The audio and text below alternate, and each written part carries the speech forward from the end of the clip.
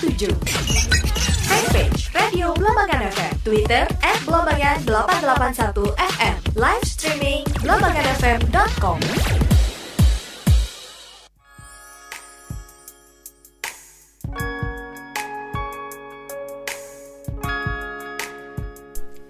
Ya, masih di 88,1 Blambangan FM dan Lydia juga masih menemani ruang dengar Anda, sahabat wanita, seperti yang kita tahu bahwa setiap tanggal 10 November kita itu selalu memperingati Hari Pahlawan, di mana kita juga selalu mendoakan para pahlawan yang telah gugur, yang telah berjuang demi kemerdekaan bangsa Indonesia.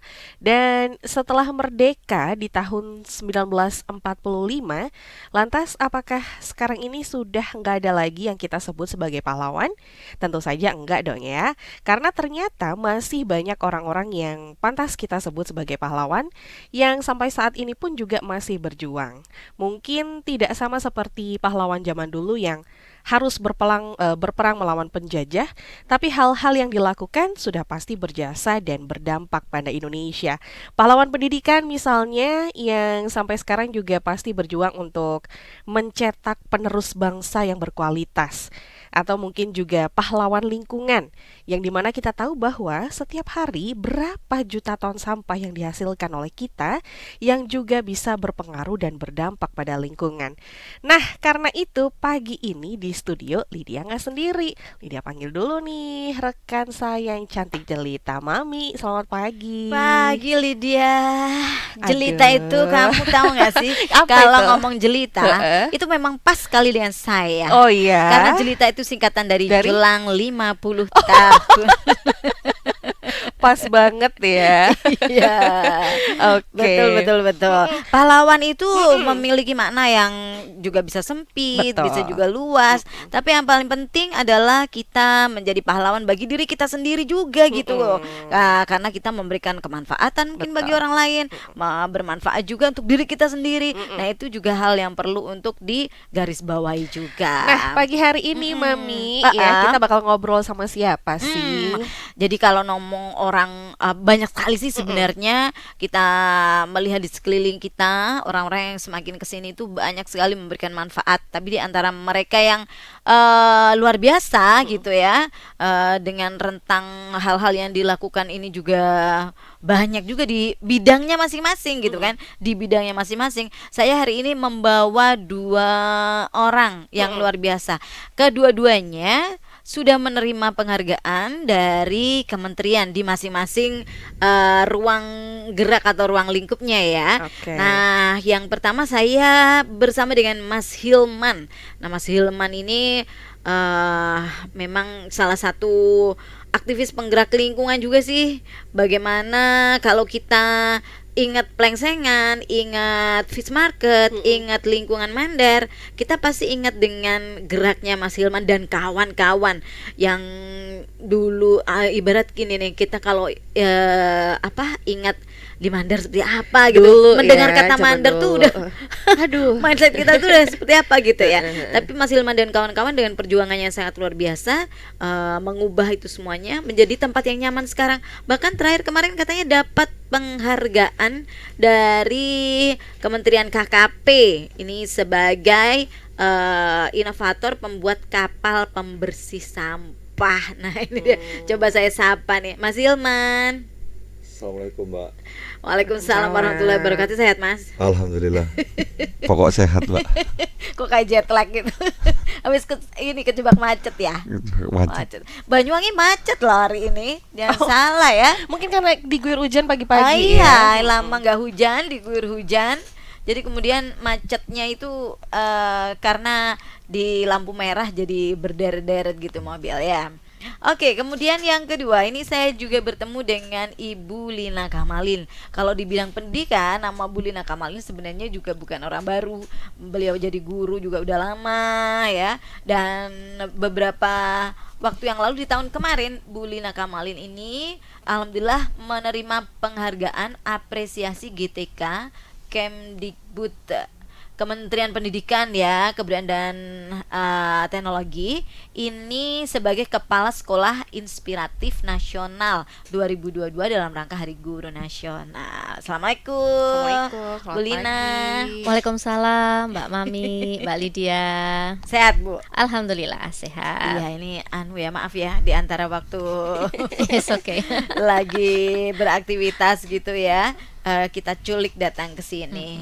Nah, itu dia. Kita dengarkan dulu yuk cerita masing-masing ini ya. Gimana sih? Saya rasa untuk mencapai di titik itu semua tidak mudah ya. Pasti juga ada proses. Nah, ini Bu Lina dulu deh. Bu Lina bisa cerita gimana ya? Kok bukan tiba-tiba sih, akhirnya mendapatkan apresiasi langsung dari Kementerian Pendidikan nih. Iya, betul sekali yang disampaikan Mbak Mami tadi ya. Prosesnya memang panjang, Mbak. Jadi berawal dari pandemi ya. Kita lihat sendiri bahwa pandemi itu pembelajaran anak-anak kan dari rumah ya. Mereka belajar dari rumah dengan segala keterbatasan ya. Jadi ada yang mampu menggunakan teknologi. Nanti perangkatnya ada, device-nya udah cukup, nggak support, nggak comfortable ya. yeah. Kemudian yang berikutnya udah orang tua atau siswa itu sendiri nggak punya keterampilan untuk menggunakan. Nah, ini kan banyak sekali perbedaan. Nah, begitu banyak hambatan sehingga ibarat orang berjalan itu kita kan nggak tuntas ya. Kita berjalan untuk menapaki tujuan-tujuan pendidikan itu atau tujuan pembelajaran itu tidak bisa tersampaikan. Sehingga tahun 2022 itu ada program pemulihan pembelajaran. Ya, kita harus melakukan sebuah percepatan agar learning loss-nya nggak semakin loss gitu ya. Jadi harus ada gerakan-gerakan perubahan yang harus dilakukan oleh masing-masing satuan pendidikan dan utamanya kepala sekolah ya sebagai manajer sekolah. Nah, dari sana kami harus kembali melihat sebetulnya kondisi murid-murid seperti apa gitu ya. Jadi langkah pertama kami Itu adalah di 2022 ya, Bu Iya, Lina, atau 2021 kan kita masih pandemi Pandemi. ya. Totalnya 2020 ya. Oke. Kemudian 21 buka tutup kan, Buka kadang tutup. masuk, kadang enggak Iya. seperti itu. Kadang separuh yang masuk seperti Uh-uh. itu. Nah, itu terasa banget bahwa memang learning loss itu terjadi iya. Oke. Jadi di 2022 itulah Mulai dimulainya pemulihannya. pemulihannya. Ya, kita harus mengembalikan seperti kondisi sebelum pandemi. Jadi waktu itu apa yang dilakukan oleh Bu Lina Kamal ini? Ya, yang dilakukan adalah yang pertama memetakan sebetulnya kondisi anak-anak saat ini seperti apa. Oke. Ya, seperti yang saya sampaikan tadi ya, ada yang bisa belajar seperti biasa dengan teknologi, ada yang tidak sama sekali, ada yang nggak masuk Tahu sama sekali. nggak Apalagi tahu. orang tua juga yang Betul. gaptek juga banyak ya waktu itu. banyak sehingga- banget, banyak banget. Sehingga itu menjadi kendala dalam proses Iya. pendidikan. Betul sekali. Nah, dari sana kami melakukan pemetaan. Jadi ada pemetaan kita sebutnya dengan dulu kita sebut analisis diagnostik ya. Oke. Nah, asesmen awal ini kemudian melahirkan satu peta kesiapan anak-anak seperti apa, profil belajar mereka seperti apa, dan minat mereka apa. Kalau dulu mungkin iya, tetapi tidak jadi prioritas. Walaupun ini sebenarnya wajib pemetaan ini, tapi nggak prioritas karena mereka selalu ketemu dengan gurunya. Ini kan udah lama nggak ketemu. Jadi kita seperti restart gitu ya, merestart gitu. Kita ulang yuk, kita coba kondisi anak-anak seperti apa. Nah, setelah itu baru kita membuat perencanaan. Nah, perencanaan juga berbeda untuk bisa melayani beragam itu tadi kan pasti beragam, kesiapannya beragam, minatnya beragam, profil belajarnya juga beragam. Sehingga tujuan kami adalah waktu itu mendampingi teman-teman guru karena saya juga saya menyebutnya itu rekan ya, saya itu rekan guru. Bagaimana teman-teman bisa mengenal, melakukan pemetaan tadi dan menyiapkan satu pembelajaran yang bisa melayani kebutuhan mereka masing-masing. Waktu itu Bu Lina kepala sekolah di di SD Negeri 1 Lateng. SD Negeri 1 Lateng. Apakah yang Bu Lina lakukan itu memang berdasarkan dari apa istilahnya keinginan dari diri sendiri untuk melakukan sistem-sistem itu gitu? Atau memang sebenarnya itu harus dilakukan oleh semua kepala sekolah waktu itu? Tapi Bu Lina mungkin ada yang spesifik nggak ya yang ya walaupun itu adalah sebuah perintah secara global dari pusat, tapi Bu Lina punya strategi yang membuat Bu Lina beda begitu dari yang lain. Tidak ada, itu memang tumbuh dari diri saya sendiri. Jadi sepertinya ini adalah langkah cepat untuk bisa memperbaiki pembelajaran yang sudah banyak kehilangan waktu gitu ya.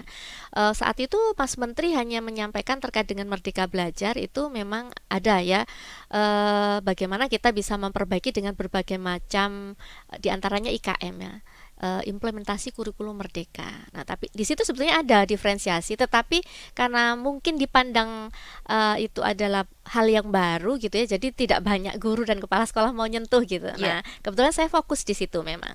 Saya memandang ini sebenarnya teori lama ya, miliknya Tom Linson, itu tahun 2010 sudah, tetapi tidak banyak orang yang menggunakan, dan saya pikir teori itu bisa kita terapkan untuk memperbaiki pendidikan di masa pasca pandemi gitu. Tapi yang waktu Bu Lina lakukan itu, terbayang nggak sih kalau ternyata itu mendapatkan apresiasi begitu dari kementerian? Sangat tidak. Itu saya rintis Waktu sejak yang 2021, Mbak. Jadi Ami. maksudnya di benak Bu Lina waktu itu ya pure bagaimana Iya. supaya anak-anak ketika dari daring-daringan ini tadi daring-daringan pada saat itu ya, daring-daringan Iya. kemudian masuk menjadi offline beneran. Iya. Mereka tidak kaget, mereka benar-benar siap lahir batin. Dan seperti seakan-akan ya udahlah seperti sebelum itu pandemi datang gitu Betul, ya. Jadi mentalnya itu udah benar-benar pengen Pulih. sekolah, pengen sekolah di dalam kelas gitu. Iya. Jadi itu memang benar-benar ide yang Iya. muncul Idenya secara- itu 2021 sebetulnya, Oke. Mbak Ami. Saya lakukan ini sekitar bulan Juli 2021. Itu saya sudah mulai mentrainer melalui in-house training untuk guru-guru saya. Kemudian saya masuk kelas untuk mentoring, mendampingi teman-teman. Kalau ada kesulitan saya coaching mereka. Kemudian evaluasi seperti itu. Nah, tahu-tahu tahun 2022 ada apresiasi GTK, kok yang diminta diferensiasi gitu ya. Saya tinggal mengemas saja karena Oke, sudah karena banyak itu sekali dokumen sebenarnya saya. sudah harian ya. Iya. Artinya bukan sesuatu yang diciptakan, tapi Tidak. memang udah dilakukan gitu Udah ya. itu kurang lebih saya laksanakan hampir 1 tahun. Oke. Sudah berjalan itu Oke. diferensiasi itu. Oke. Nah, itu ya, jadi kita bisa melihat bahwa keberhasilan itu bukan sesuatu yang serta-merta terjadi, tapi Iya. ada sebuah proses panjang yang ini perlu kita gali untuk bisa menginspirasi bagi banyak orang bahwa tidak ada proses yang gampang. Meraih penghargaan sampai istilahnya setinggi itu ya pastinya bukan serta-merta terjadi, pasti sudah dilihat dulu, kemudian beberapa orang mungkin yang terlibat di situ Iya. juga melihat pergerakan ini, apa hal yang sudah dilakukan dan seperti Iya, itu. dan dampak yang Dampak, paling dilihat iya. itu dampak. Dampak dari apa yang kita lakukan itu Betul. ya. Mungkin itu juga yang perlu kita tahu nih, cerita berikutnya nih dari Mas Hilman. Mas Hilman ini kalau saya bilang ya aktivis penggerak lingkungan ya. Bisa mengubah mindset itu juga bukan pekerjaan yang mudah ini, apalagi di wilayah pesisir ya, yang kita tahu karakternya kadang juga dalam tanda petik agak keras kayak gitu ya. Nah, ini ceritanya gimana Mas Hilman? Untuk cerita yang terbaru, karena Mas Hilman ini juga udah sering kita ajak ngobrol-ngobrol, cerita-cerita yang terbaru nih sampai dapat penghargaan dari Menteri KKP nih. Jadi awal mulai itu kan kita kan dari tahun 2017, Mbak. Jadi tahun 2017 itu Mandar dapat SK dari Bupati Azwar Anas waktu itu bahwa Kampung Mandar ini menjadi kampung terkumuh se-Kabupaten Banyuwangi. Terkumuh. Paling kumuh. Jadi 2017 Itu ya. waktu itu warnanya apa kalau terkumuh? apa ya, Kak, bukan merah sebetulnya. Kayak sudah Udah hitam apa campur gitu, Iya, Pak. oke, Jadi oke. gelap. Jadi gelap ya. kalau dulu Heeh. orang itu buangnya itu langsung ke sungai atau ke laut, jadi tidak ada tukang sampah, Mbak. Jadi karena itu sudah rutinitas dari saya masih kecil kan seperti itu. Nah, akhirnya ketika SK itu turun, Pak, kami merasa bahwa kami yang lahir di Kampung Mandar, besar di Kampung Mandar, apa yang harus kita lakukan kan itu. Nah, akhirnya kita membuat sistem bagaimana orang-orang itu dan pembuang sampah ini saling koordinasi atau saling bekerja sama. Kan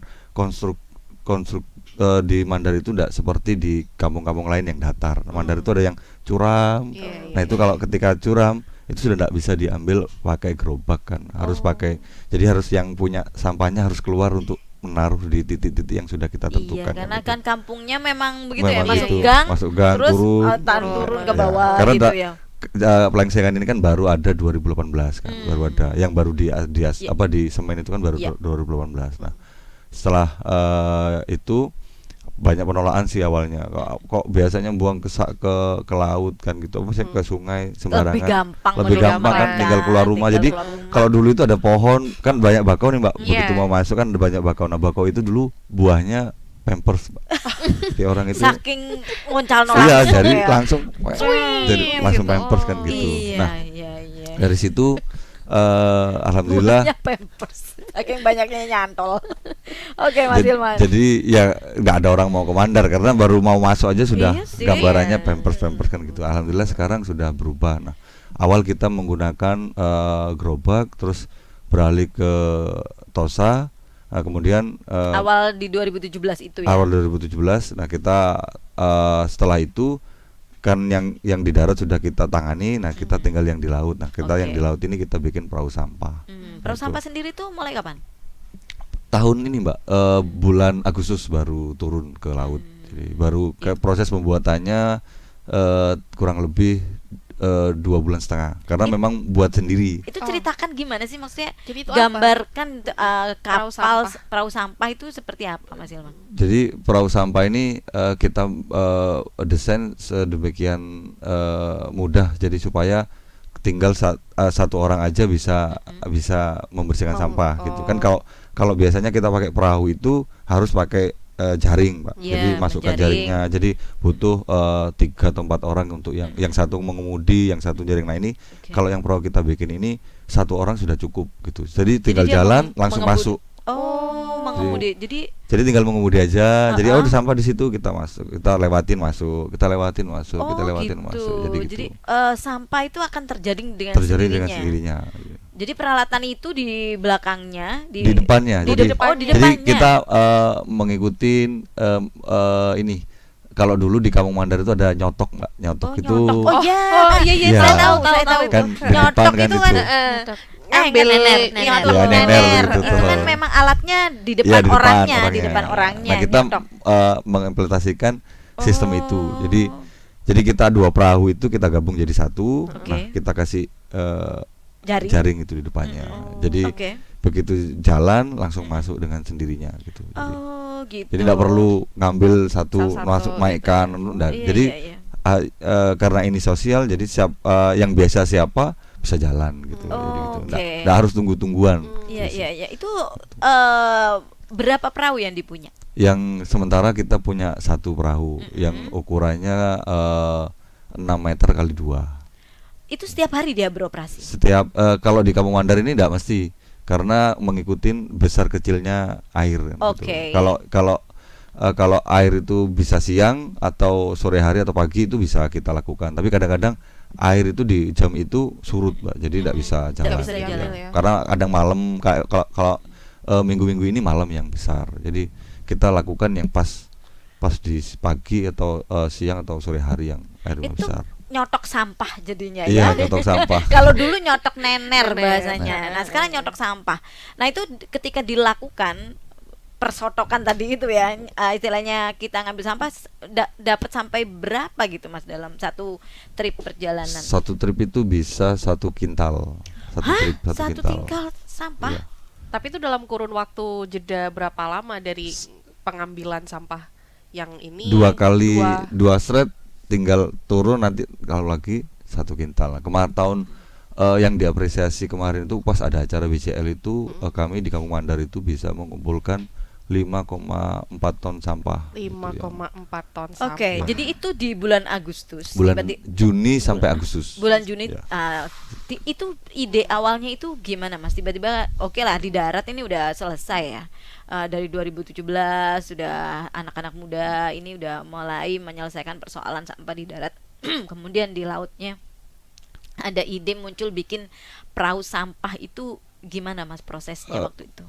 ada dua sih Mbak. Yang pertama itu keluhan dari nelayan. Jadi nelayan itu ketika melaut itu bolang-balingnya itu menyangkut sampah gitu. Jadi bisa mati mesin itu kalau di sana itu masih namanya mati mesin 3 kali gitu, kayak mati 3 kali gitu. Jadi kena pampers atau kena karung itu berhenti dia betulkan. Jadi berhenti Itu nanti turun dia ya dari kapal ini betul. agak agak agak nyungsep miring-miring gitu ya, Pak, ya, jadi ya, gitu. ya, Nah, ya.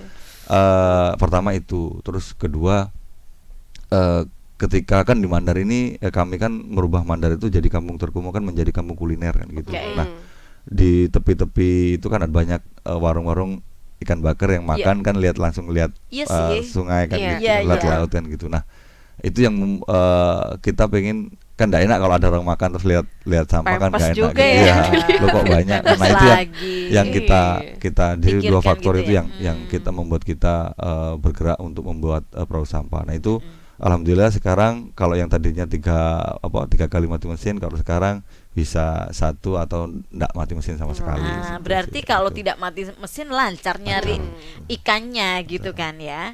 Lalu sampai kemudian ibarat terdengar oleh dari Kementerian Kementerian. KKP sampai kemudian mendapatkan penghargaan, ceritanya sendiri gimana Mas?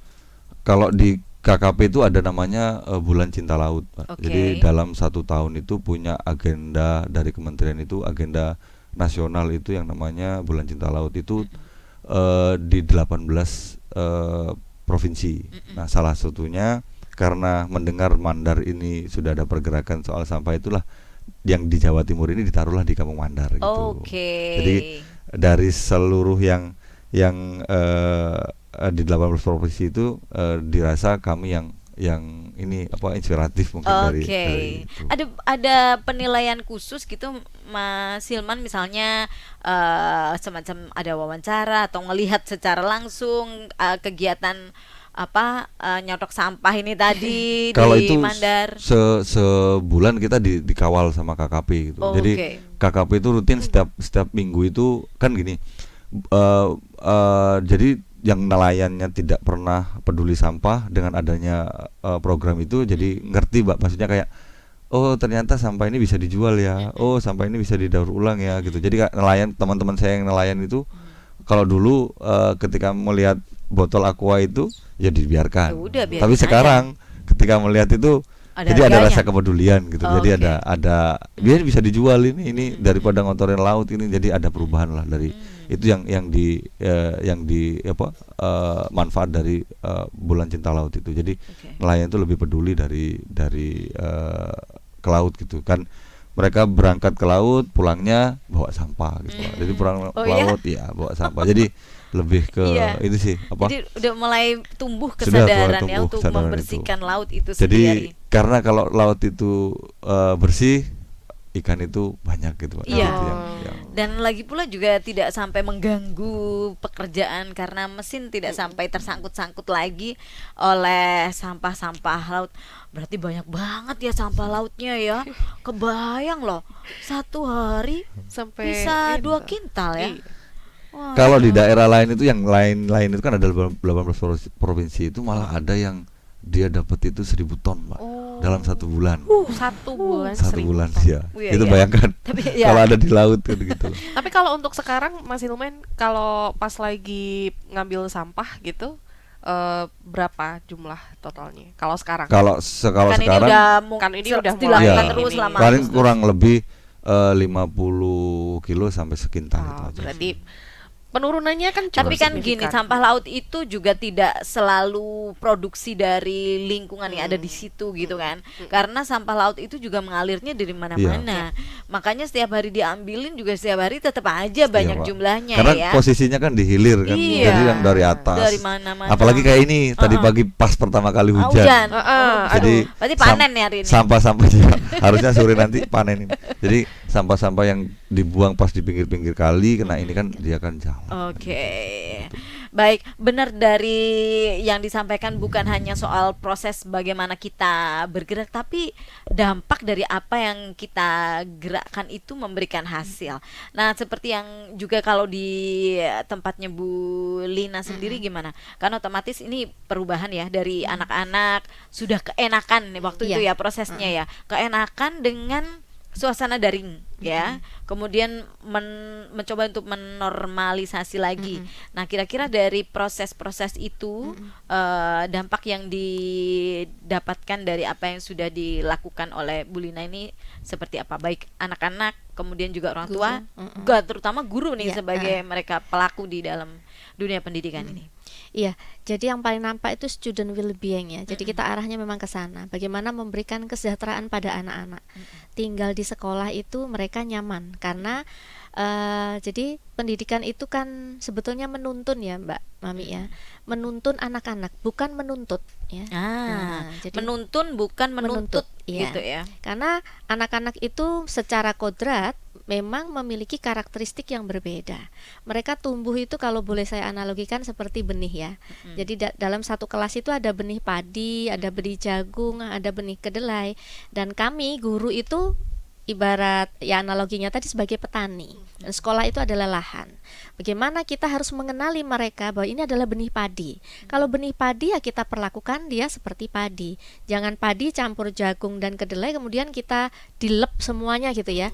Ya kedelainya pasti nggak bisa tumbuh ya, membusuk. Nah seperti itu. Jadi ini memang tidak sederhana untuk dilakukan, mengenali masing-masing anak dan bagaimana merancang sebuah pembelajaran dalam satu waktu, dalam satu ruang, tetapi bisa melayani mereka semua. Yaitu kita sebut dengan pembelajaran berdiferensiasi.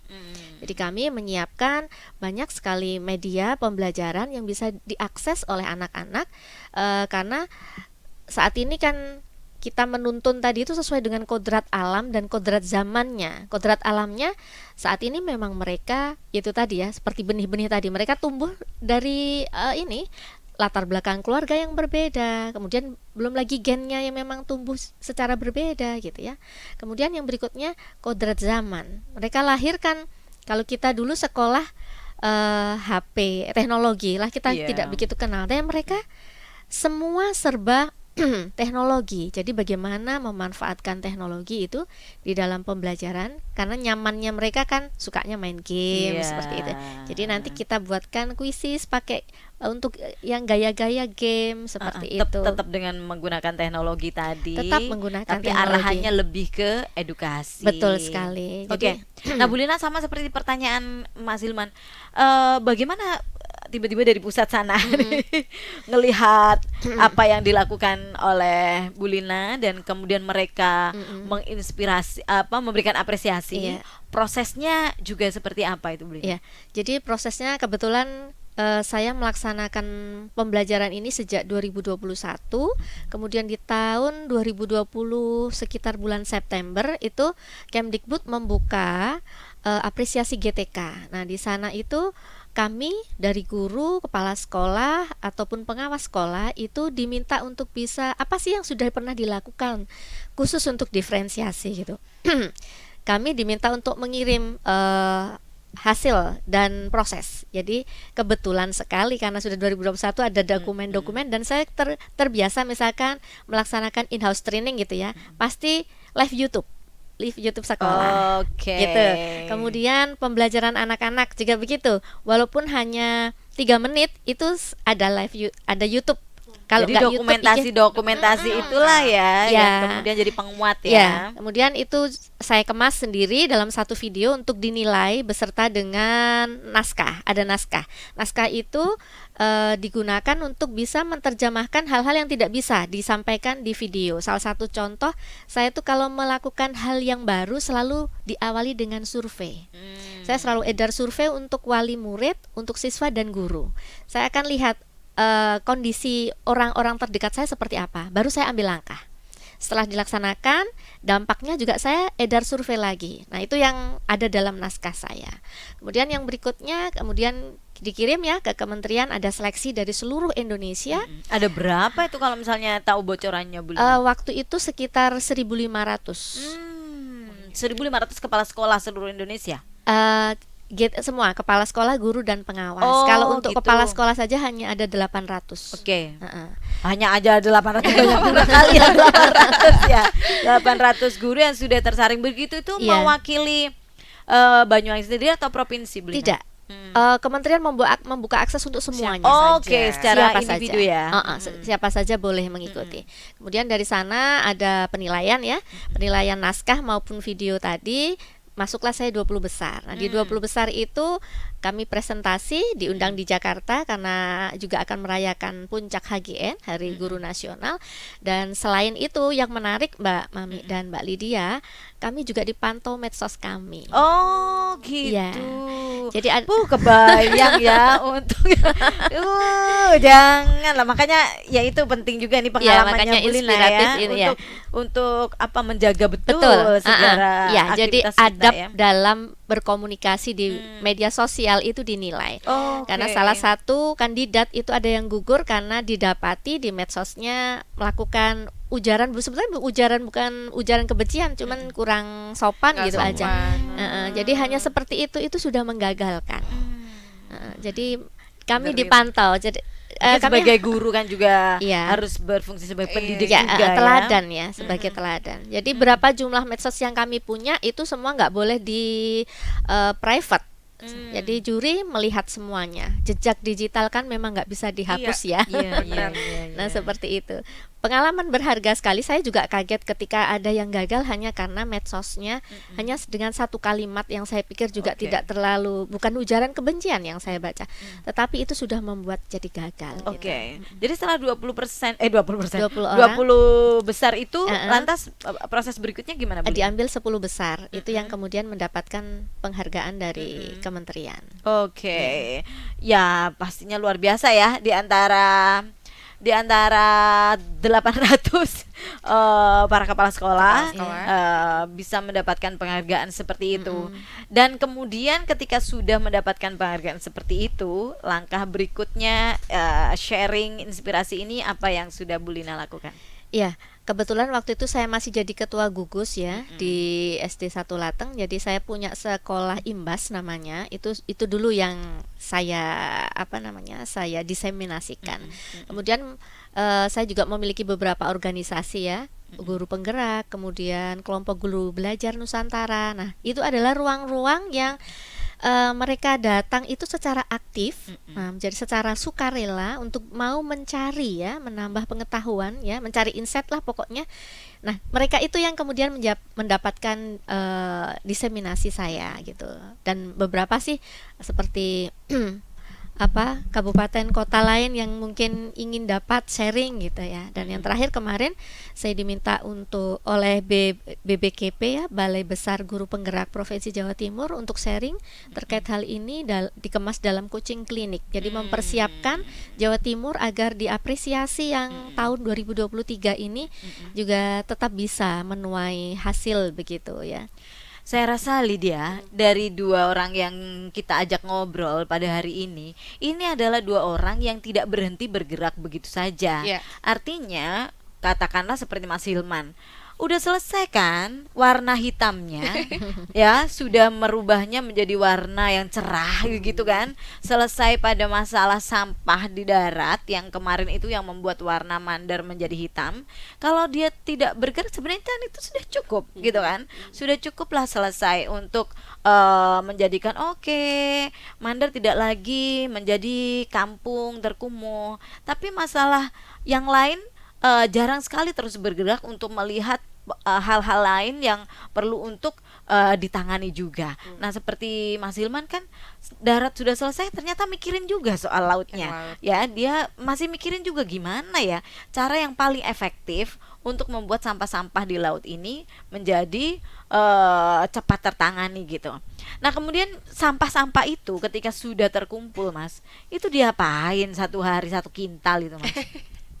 Kalau yang bisa didaur ulang kita daur ulang, maksudnya yang bisa dijual sementara kita jual. Tapi kalau yang nggak bisa kita buang ke ke Amrol, Mbak, ke LH. Oke. Terus kalau Jadi yang ada tempat penampungan ya lah kalau ya. kalau yang memang bisa untuk makan maggot, nanti kan di Kampung Mandar itu ada orang-orang yang budidaya Oh iya, sekarang budidaya lagi tren juga ya maggot jadi ya. bisa diambil untuk makanan kan itu. Oke. Tapi ke depan setelah kami dapat apresiasi dari kementerian kemarin ke Surabaya itu bahwa kami punya pandangan lagi ke depan bahwa kami ingin membuat sesuatu yang tadinya jadi sampah itu menjadi sesuatu yang bermanfaat. Contoh sampah plastik. Nah itu ada sistem ternyata kemarin di Surabaya itu yang sampah plastik itu ketika dikumpulkan, dicacah, dipres itu bisa menjadi kayak triplek gitu Pak. Oh, jadi gitu. jadi untuk tempat duduk, jadi untuk tempat. Jadi memang benar tahan air memang. Jadi memang kualitasnya bagus memang. Ya kita ingin bergerak sih sampai ke situ. Jadi apa nanti pohonnya mungkin nanti bisa jadi kayak kita cacah mungkin jadi triplek atau apa. Terus yang istilahnya sampah itu bisa bermanfaat lah gitu. Iya. Jadi selain untuk membersihkan laut juga untuk ekonomi pemuda sekitaran gitu. Oke. lagi. Sebentar, saya pengen tanya nih, dari sekian banyak sampah itu ya, tiap hari selalu ada, itu yang paling banyak itu sampah apa? Yang paling banyak itu sampah rumah tangga Mbak, kayak isinya itu di plastik itu kayak biasa apa kangkung, terus Oke. iya kayak apa sayur bekas-bekas itu. Jadi Mm-mm. saat dia masak pagi itu dia dibuang ke sungai. Nah itu kan gitu. mengalirnya kan ke Mandar. Jadi masih keadaan ada yang masih fresh ngambang gitu, ada yang setengah ngambang gitu. iya. Jadi ada yang mau Jadi tenggelam masih gitu. banyak ya Banyak. ternyata ya Yang masih masyarakat belum kita sadar yang untuk itu. membuang sampahnya di sungai, yang akhirnya larinya juga ke laut. Ke laut. Itu terbukti dengan masih banyak sampah fresh yang dibungkus di dalam kresek begitu ya. Dan kemudian ngalir di laut. Nah, ini satu lagi nih Lydia yang pengen kita tanya. Kan semua proses tuh nggak gampang. Iya. Untuk bisa mencapai seperti sekarang ini nggak gampang gitu ya. Apa kendala yang paling apa istilahnya berat gitu dijalani, apalagi ini sebagai aktivis lingkungan yang juga notabene juga melibatkan orang banyak. Yang paling berat itu ketika ini Mbak tidak ada dukungan dari masyarakat kan itu. Awal-awal ditolak Awal-awal ya. dulu ditolak kan gitu. Nah, sama seperti yang kita buat bikin perahu kayak gini tuh. Buat apa kan gitu kan, buat apa, tapi setelah jadi baru ini fungsinya. Nah kadang-kadang gitu Mbak, yang di depan itu kadang kita ini padahal kan tidak ada uang di sini kan gitu. Kita memang sosial, memang apa yang bisa diharapkan dari sampah kan begitu, memang sosial. Ya itu yang buat kami Itu kadang-kadang. gimana cara Mas Hilman meyakinkan bahwa ini itu adalah sesuatu yang baik yang memang harus dilakukan gitu? Kalau di awal susah menjelaskan ke mereka kan gitu. Tapi waktu yang akan menjawab itu Mbak. Kayak sama aja kayak kayak dulu Mandar itu pertama kali kami buatkan 2 warung ikan bakar itu tidak ada yang mau.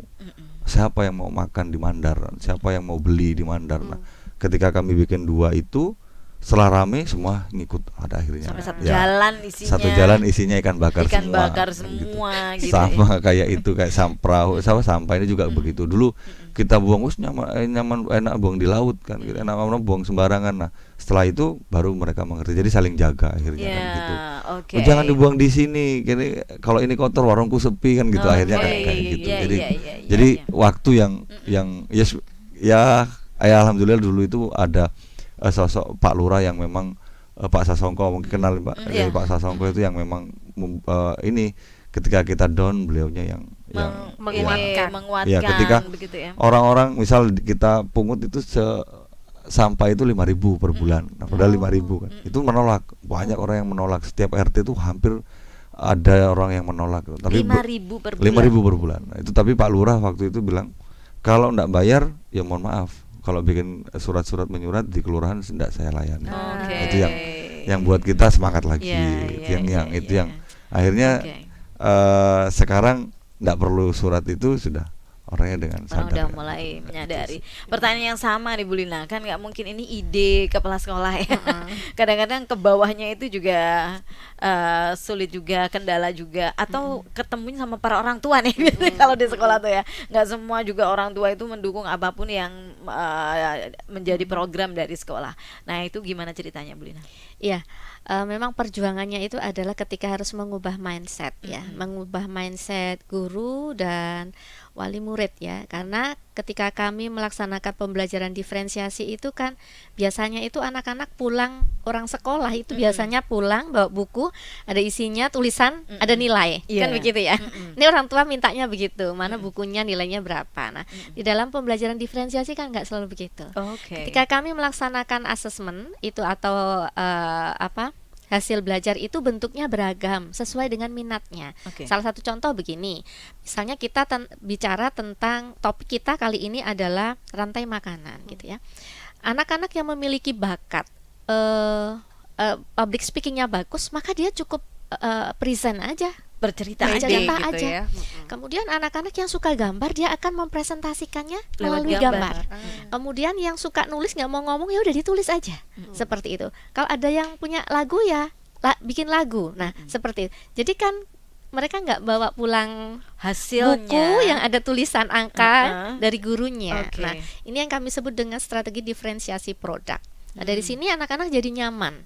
Nyaman itu tadi ya arahnya, student well-being. Jadi mereka suka karena memang ini kesukaan saya. Saya Sesuai dengan apa yang Iya. aku mau gitu ya. Sesuai dengan yang aku mau. Untuk merubah teman-teman guru mau ke arah sini memang berat karena bagaimana bisa menyadarkan mereka bahwa kita tuh melayani sesuai dengan kebutuhan.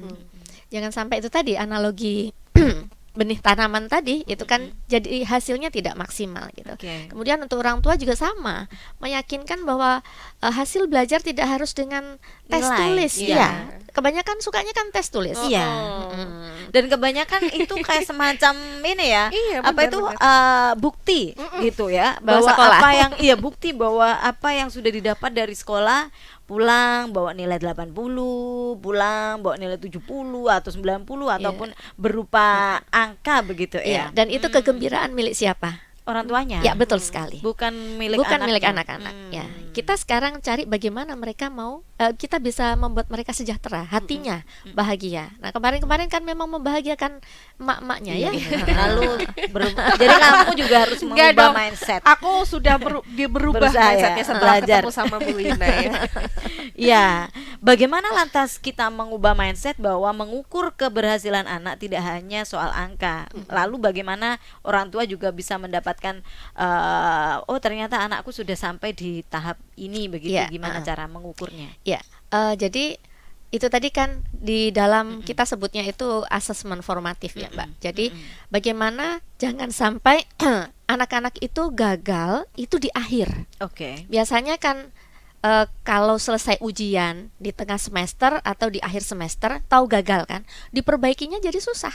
Nah, sekarang kita enggak. Kita akan lihat setiap lingkup materi selesai, kita akan buatkan asesmen untuk mereka, namanya asesmen formatif. Kalau mereka belum paham di situ kan kelihatan, nah, itu kita perbaiki saat itu. Jadi bukan di akhir-akhir. Akhir kita mau Biasanya dulu rapotan, nah remedial setelah ujian setelah SHB, ujian. Oke. dulu UAS. Iya, Begitu iya, kan iya. dulu? Iya, iya, iya, Itu menurut saya itu tidak efektif. Oke. Jadi mari kita perbaiki. Memang di awal-awal begitu anak belum paham, ayo kita balik lagi udah. Iya, iya, Nah, iya, iya. Dengan kesenangan mereka dan terutama profil ya, profil belajar tuh banget ya. Jadi kalau anak-anak audio dibandingkan dengan anak-anak kinestetik ya pasti berbeda ya. Jadi anak-anak kinestetik sukanya kalau untuk mendapatkan konsep kan harus ada sesuatu yang dimanipulasi oleh dia gitu ya. Oke.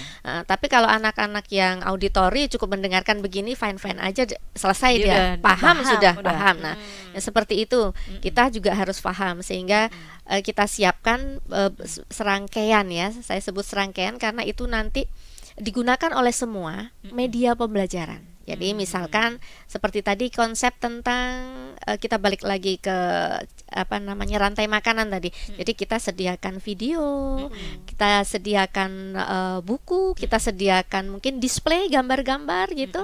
Kemudian kita sediakan puzzle yang dia bisa otak-atik bahwa kalau si ini padi dimakan tikus misalkan begini, terus tikusnya dimakan ular. Nah, kemudian di problem solvingnya ada. Nah, ini kalau misalnya Pak Taninya pakai pestisida untuk membunuh tikus. Nah, kalau tikus semua di sawah tidak ada, apa yang terjadi terhadap ular?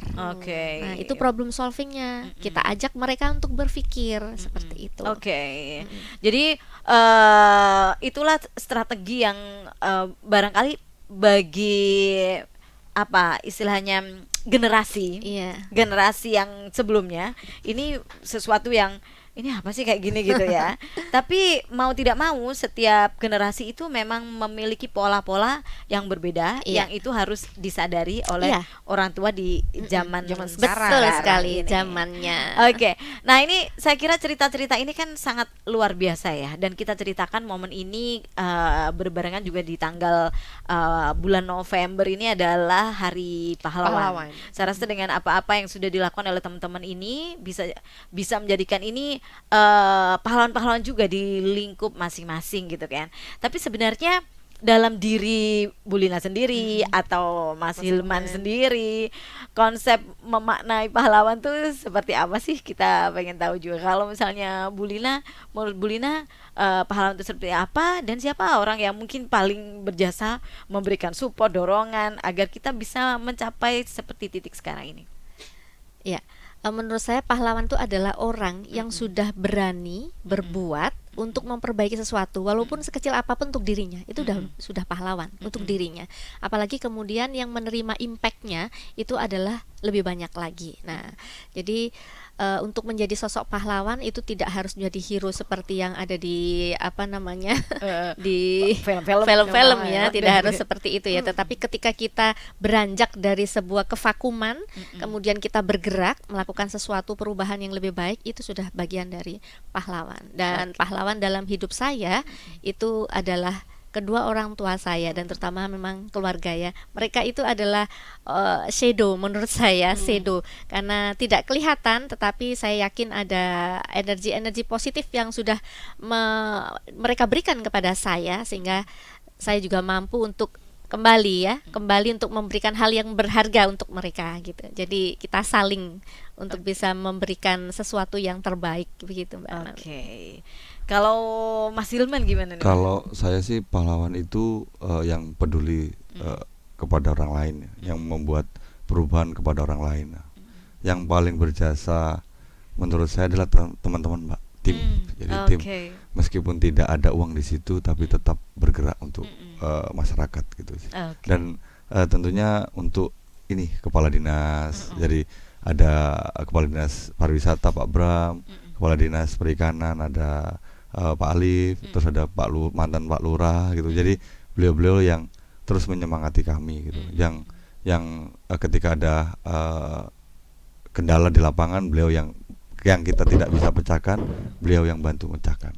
Oke, ya. Sangat luar biasa sekali ya.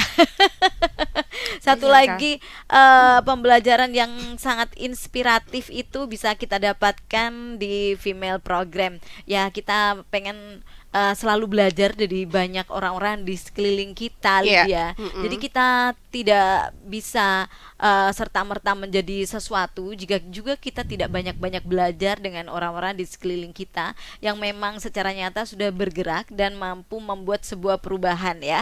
Minimal perubahan itu kalau Bulina dimulai dari diri kita sendiri. Walaupun kecil seperti apapun ya, dari vakum dan kemudian bergerak, itu juga sesuatu yang luar biasa ya. Kemudian kalau Mas Hilman juga demikian, dia juga bergerak terus dari sesuatu yang anggaplah tidak dipandang oleh orang ya, kemudian sekarang juga menjadi sesuatu bahkan juga diapresiasi.